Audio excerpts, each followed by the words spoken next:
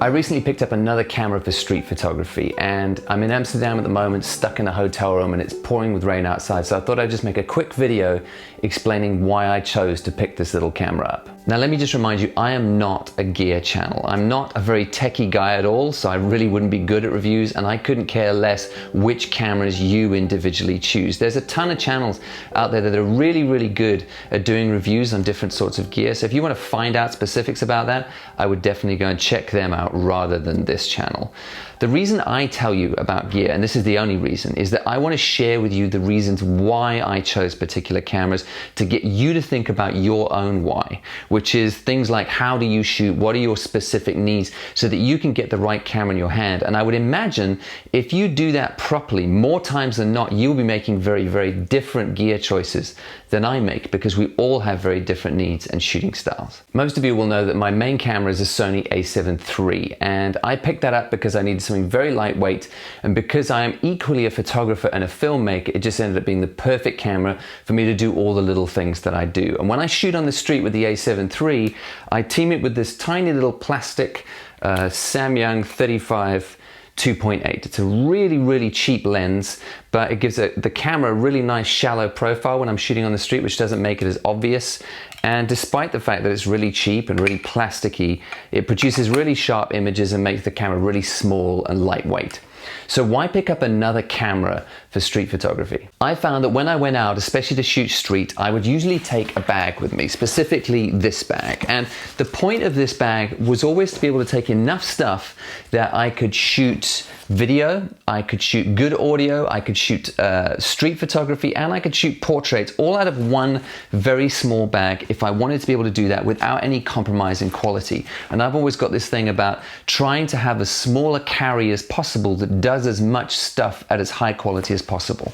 If you want me to share exactly what's in my daily carry bag, let me know in the comments. I'm happy to do a little video on this guy. As great as this setup is, it sometimes meant that I went out without a camera because maybe I wanted to go to a meeting or out to dinner with friends and I didn't want to take a bag with me. And the a7 III with that little pancake lens is small, but it's not small enough just to fit into a pocket when I'm walking around. So I started to look around at compact cameras, and I didn't want to spend a lot of money. This camera was never going to be my main camera. This was my off-duty camera, the camera that meant that I always had something in my pocket to take decent images with, no excuses, even if I didn't have a bag with me. And that's why I picked up the Ricoh GR II. I managed to get it for about 400 bucks because this is not a new camera. That's the other reason this is not a gear review by any stretch. This camera's been out about 4 or 5 years now. Because it's older and because they announced the Ricoh GR III this year already, this I got for about 400 bucks brand new. So it was a perfect option as a camera that did a lot of the things that I wanted, but I didn't have to spend too much money because this was never going to be a main camera for me.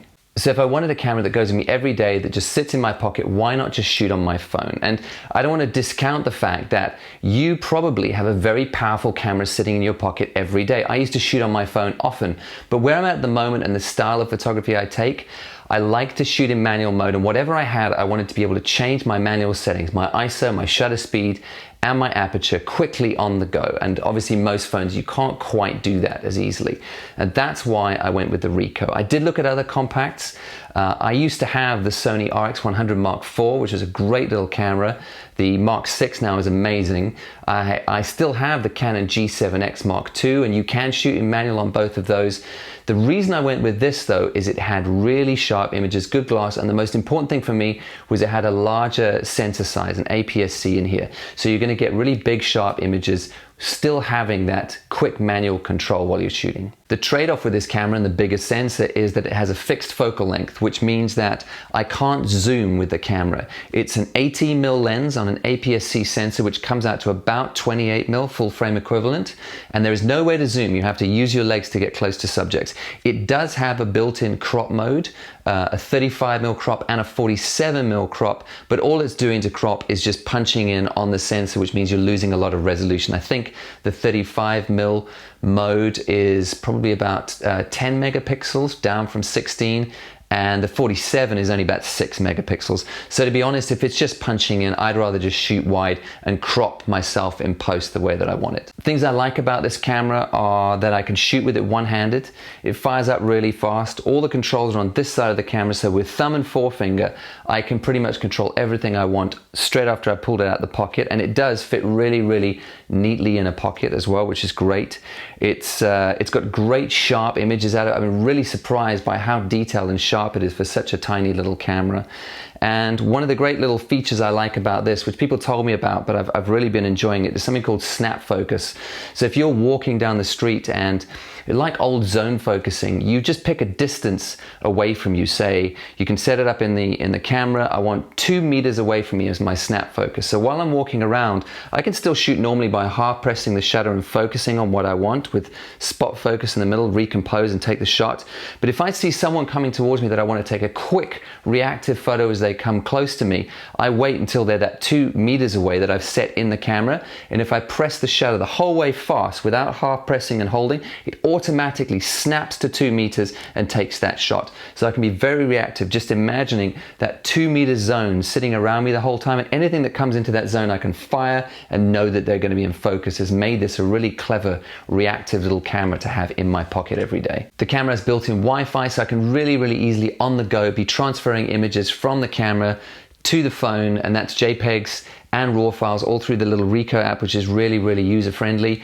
And that's it. That's the weight that I need to be able to shoot, transfer files, edit them up, and post them all on the go. And these just sit in pockets when I'm walking around. So it's a great little setup. For my editing, I'm on Android now. I use Lightroom Mobile. If you're on iPhone, definitely check out Darkroom. I absolutely loved that app when I was on iPhone.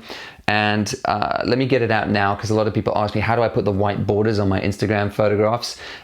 When I was on iPhone, I used to use an app called Whiteogram, which is really, really good, very, very simple to use. Now that I'm on Android, I use an app called Polar, P-O-L-A-R-R, and you can add borders in that as well. And it just means that you can keep the crop exactly the way that you want it, and Instagram isn't going to squeeze or change anything. This camera's also been challenging in a couple of ways. And the first way is I really wanted something with a viewfinder. I'm just used to shooting like that, and I would have loved kind of an off-centered viewfinder. Would have been quite nice, kind of a fake rangefinder feel. And I looked around at the compact cameras that were out there, and there's nothing quite right. They were all slightly too big for pockets, or they didn't have the specs that I wanted. So I went for this, and I thought shooting on a screen is not really what I do, but let me give it a go anyway. But as I've started to shoot with it, there is a real benefit that I didn't think about to shooting with a screen, and that is you can be a lot more incognito, just shooting on the street a lot more reactively and getting natural moments on the street. Because I realized that one of the biggest things that advertises to people that you're taking a photograph, especially if they're in it, is this action right here. Pulling a camera up to your face, pulling a box in front of your face says the only reason I'm doing this is because I'm taking your photograph. But I shoot more like this with this camera because it's a screen. It'd be great if it was a tilt screen. It's not really that much of an issue, to be honest. And I find I often shoot with my thumb now. So I'm holding the camera, pulling it out of my pocket and shooting with my thumb a lot more reactively. And I can get closer, get in the shot, not put people off that I'm deliberately taking their shot, capture scenes a lot more organically. So something that I thought would be a real limitation, not having that viewfinder, has turned out to be an unexpected bonus. The second challenge with this camera is the focal length. It's a 28mm equivalent, which is wider than I like to shoot. Over the years, I've become a 35mm street guy. And that's presented a challenge, but it's a challenge that's teaching me a lot. I might talk about this more in another video one day, but I find that as my journey's gone along, my focal lengths are getting wider and wider the whole time in the different disciplines of photography that I'm doing. And I'm not saying this to say that everyone's journey should be like this. This is very individual to me, but you might resonate with this. So I found that I used to shoot all my portraits, for example, at 85mm. I'm now a 50mm portrait guy. All my street photography used to be 50mm. It's now 35mm, and I've just picked up a 28mm equivalent. And all of these things are teaching me something as I'm widening things out and getting closer to subjects. And it just seems to be a trajectory that my photography journey is going on. And I find that it makes me better at composition. I know for me, when I started in photography, I liked the longer focal lengths and the shallower depth of field because there were less elements in the frame that I had to manage and deal with. But the wider you go, the more elements you include, it forces you to become much, much better at composition because there's a deeper depth of field, there's more elements to take care of in the width of your frame, and you have to get better at arranging those compositions, about moving your body, moving your position to put everything exactly where it needs to be. And that challenge, I think, is making me a better photographer. But one of the best things about this little camera is it's making me shoot more carelessly.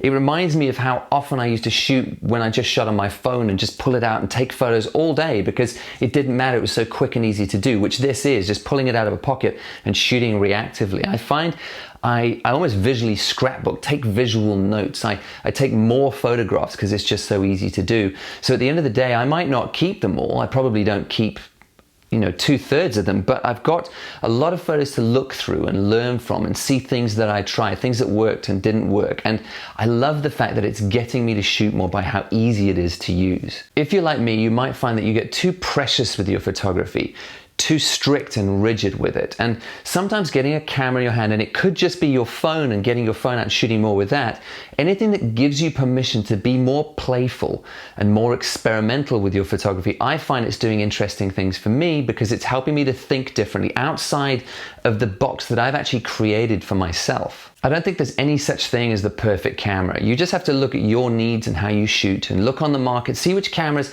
have the specs that suit your needs at the price you can afford, and then get that camera, get out there and shoot a lot and see what that camera has to teach you. I mean, this camera is great in that it's pocket size, it's small, it's easy to use, it's getting me shooting more often and more experimentally, but it's a wider focal length than I like. And I have to be careful of little things like that. When the lens retracts, I've heard it can suck dust onto the sensor. This is great, but it's still not the perfect camera, but it's got a lot to teach me. Most importantly, it can fit in my pocket and go with me every single day. And the fact that the focal length is wider than I'm used to is helping me to get better at composition and forcing me to think more. And the fact that I'm shooting more carelessly and playfully with it means it's developing me as a photographer and giving me more ideas and firing up those creative juices. And I don't think you can ask more of a camera than that. So I told you a few weeks ago that I will be running street photography workshops in March in New York. I'm very excited that I'm teaming up with Hugh Brownstone from 3 Blind Men and an Elephant, and we will be running street photography workshops in New York together.